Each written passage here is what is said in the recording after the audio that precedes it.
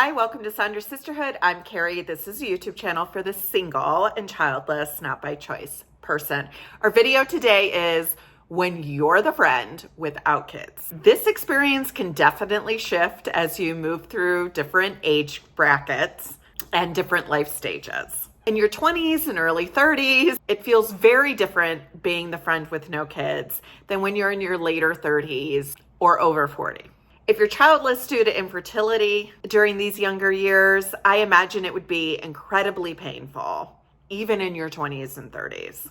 That wasn't my personal experience, so I can't speak to that exactly. So I can only observe that with empathy. But I do think that brings a whole other emotional layer as well. In terms of being the friend without kids when you're over 40, as my friends started to have kids, it did have an impact on me. In those earlier years, I still had hope. I still had every intention that I would meet somebody and that I would have children of my own. I might have felt, and in fact, I know I felt like a twinge of panic around this situation as I started to get more into my later 30s, and definitely as I started to get closer to 40. I probably had a little twinge of panic, probably started to have little twinges of envy as well, but it didn't make me feel completely broken or isolated. I still felt like I had time. I was still hopeful.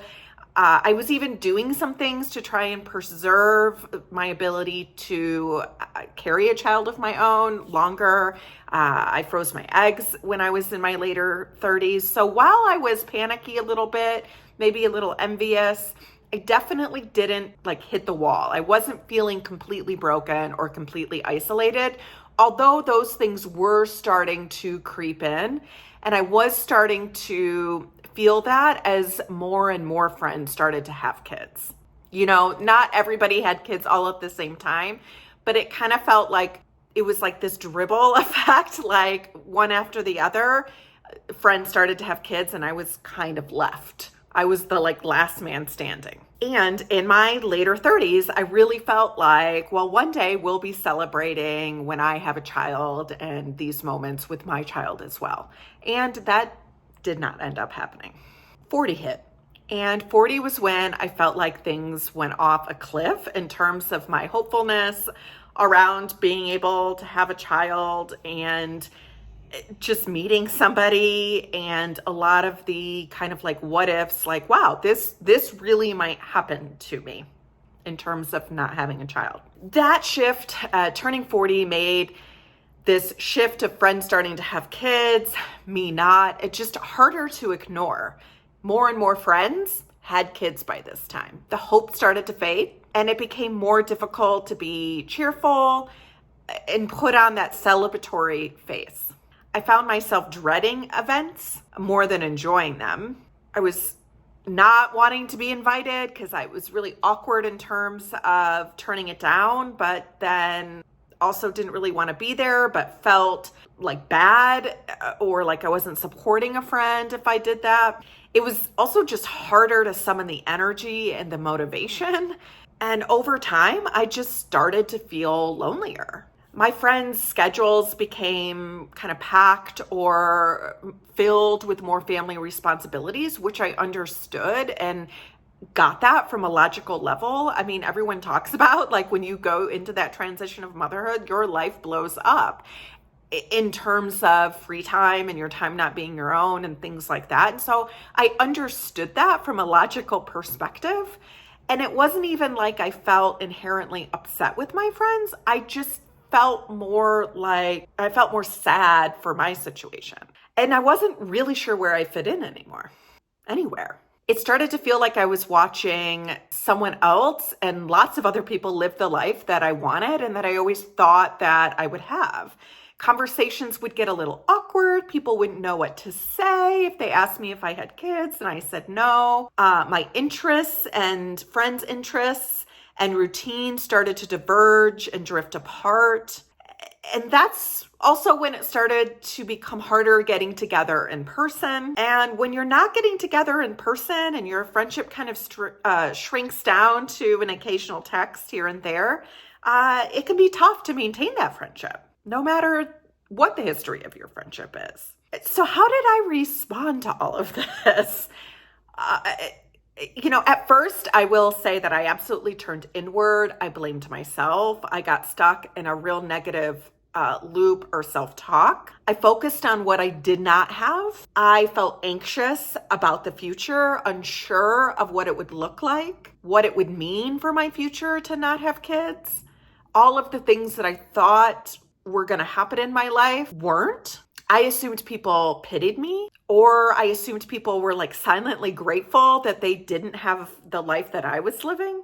And maybe they were judging me. And those thoughts became really loud in the background in my brain.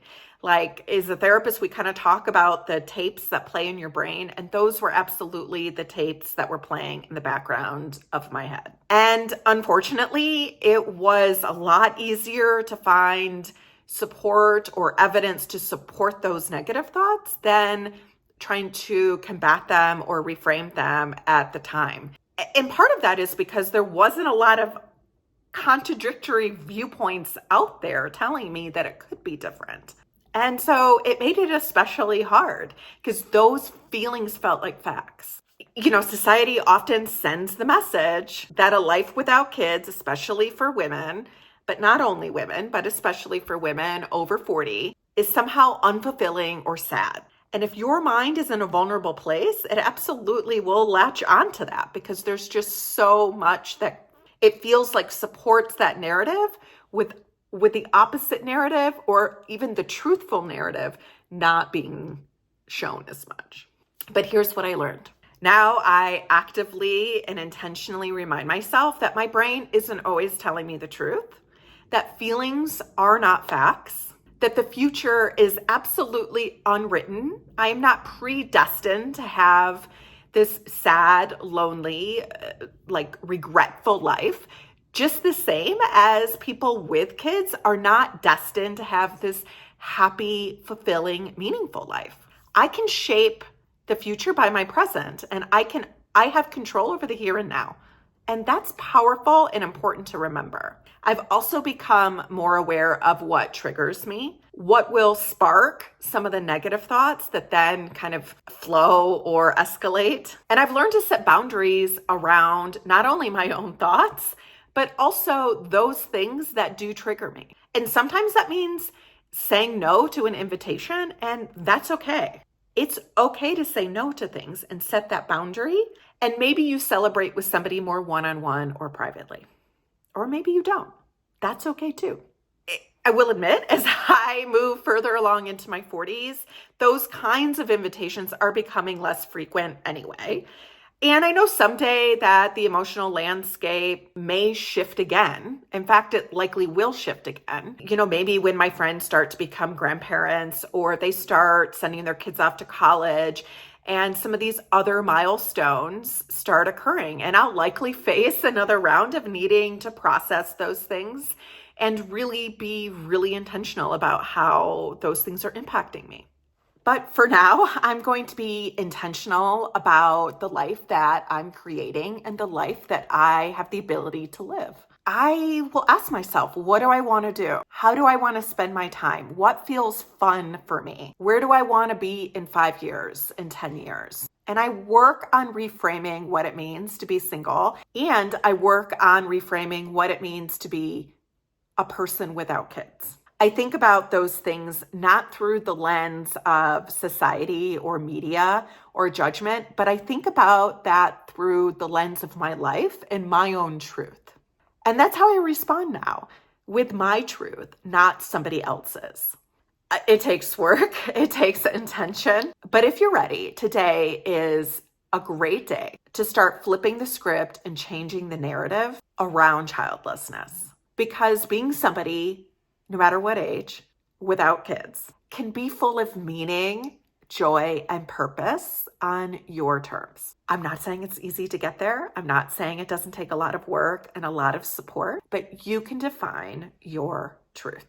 Subscribe to Saunders Sisterhood for more videos for the single and childless, not by choice person.